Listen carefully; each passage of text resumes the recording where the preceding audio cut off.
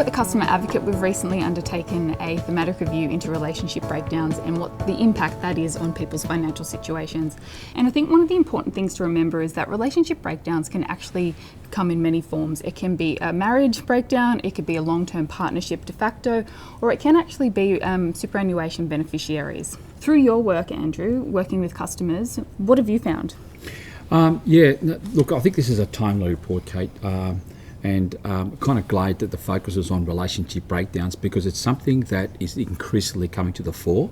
We are finding increasing number of customers actually calling us and advising that there has been a relationship breakdown along the different types of relationships that you mentioned before, and then how it impacts them and seeking advice and help as to how do they navigate through all of that. So how do they deal with a joint account? How do they navigate and deal with mortgage payments that have to be paid? What do they do with their superannuation? If they want to change beneficiaries. And there's the whole host of issues that customers are raising with us. Thanks, Andrew. And Lola, a number of findings came out of this review, didn't they? Yeah. So one of the things that came out of this review is the really heightened importance of privacy for customers who are going through a separation if they've still got a joint account together, because these things take time to kind of separate their assets. So how do you manage that privacy between two people that still have an account together?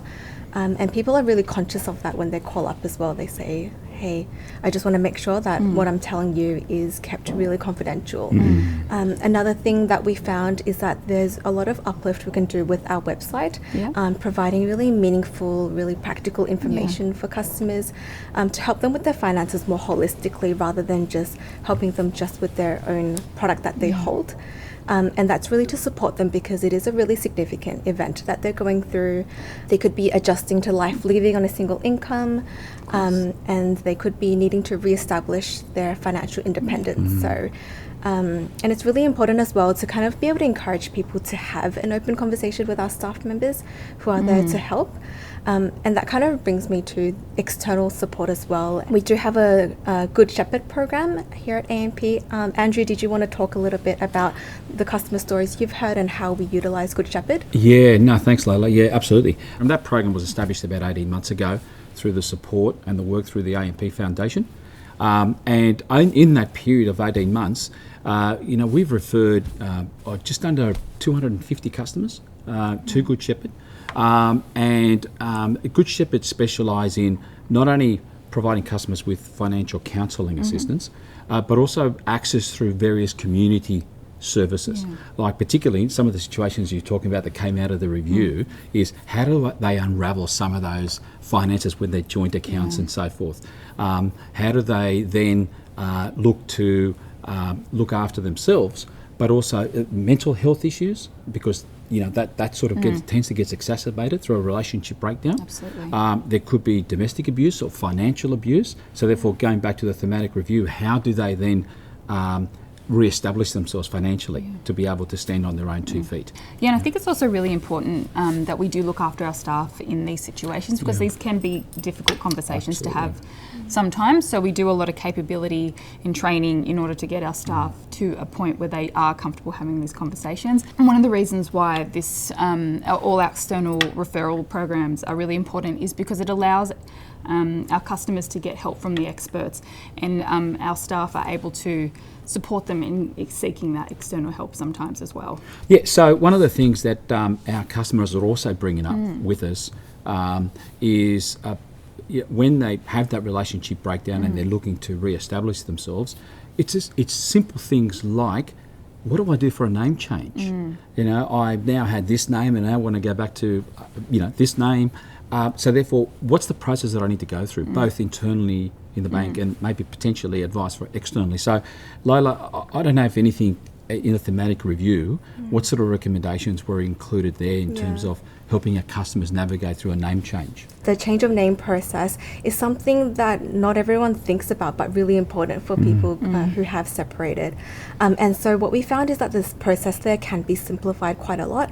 Right now, what customers need to do is they need to get a physical copy of their certified ID and send it in to us physically. And so there's an opportunity there to reassess whether we can simplify that, because people are going through a separation. The last thing on their mind is doing some paperwork. Another thing that we found is that customers need help managing the signing authorities on their accounts, and that's particularly prevalent for our banking customers.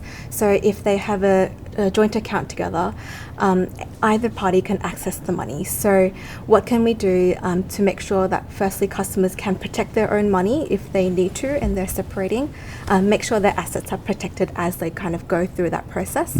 The other thing we found is that the signing authorities can really be used to perpetuate financial abuse as well. Yes. So one party might put the account on auto sign, meaning that the other person, the other customer, can't access their money. And what do you do in that situation if you need to move to a safe house or you need urgent money to support your children, things like that? There's a real uplift there where we can provide our staff with more resources to make sure that they have the confidence and the knowledge to support our customers through difficult situations like these, providing our customers with all the information they need to make sure that they can make the most informed decision for themselves, because everyone's situation is a little bit different. There's no one size fits all. That is actually a great example because in the arrears and hardship team, we've had quite a few calls with customers where they've been exactly that situation, where there's a relationship breakdown. They're looking to move on, to move into a safer environment and so forth. But then they find that the partner has changed the authority, or they're prevented actually from moving funds around because of the fact that of the legalities around the assigning authorities and so forth. So if there's something we can do to actually simplify that process to help customers that are in that situation, I think that'll be a great step forward. Absolutely. It sounds to me as though all of these recommendations and actions that we're taking within the organisation is really all about empowering people with information to make good decisions for their circumstances, like you mentioned. We've spoken a lot about banking products today. However, a lot of the advice that we've talked about today can actually support all aspects of financial health, and including your superannuation and the entire life cycle of someone's financial journey throughout their lives. And I think ultimately what we want to be doing is supporting our customers at all stages of their life.